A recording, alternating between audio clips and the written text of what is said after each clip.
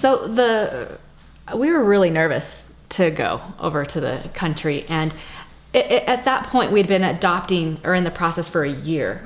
And that whole time, and I always tell people this because I think people wait for a calm feeling to come over them to tell them to adopt.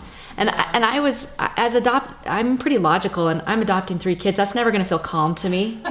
But it was so nice. And my husband specifically was like, what did we just agree to take on? And we went over and we saw them.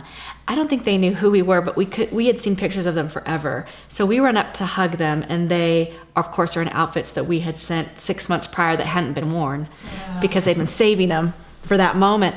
And we gave them the biggest hug, and I started to cry, and I'm sure they had no idea. It felt that at that moment, that was one of those moments that I cherish now when it gets a little bit hard, because I felt that we were family in that second. And the next time I felt it the whole week, from the time when they would start singing out loud to music and dancing. Not every kid does that, but that fits perfectly into our family.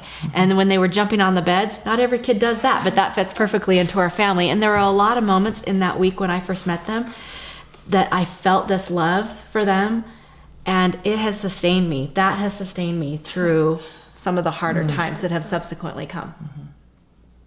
Agreed. I understood. And that, I think for us, it was a long time coming. We'd been trying to adopt for 10 years and had finally felt our hearts be moved to Haiti. And it was a couple of months after we got his referral that we went down the first time to meet Nathan. But it was just like coming home, right, for us. And he was just an infant, so he had no idea what was going on, of course. But the pictures of that moment when all that waiting, that culmination of everything that we'd been through for the last decade that finally came together. That's,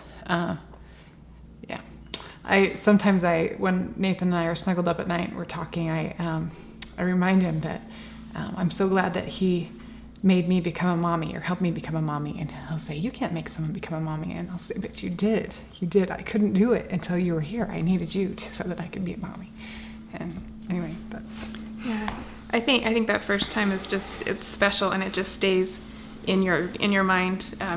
The first time I met Colin, he was being held by somebody else, and I will never forget. He's from Haiti, and so it was like 110 degrees, and he was in a sweatsuit, and it was like a red sweatshirt and black sweatpants, or the other way. I can't remember which one, but the woman that was holding him, he was asleep on her shoulder, and she said, he's just kind of lethargic, and I thought, you think? But it's just, the first time I reached out my arms for him, and he reached back, and that in my head, like, I think when you say it sustains you, all the hard times, I have that memory. That's my memory, and it will never fade. It will never go away. And that's my special moment with him. And it's so special, and I wouldn't trade it for anything.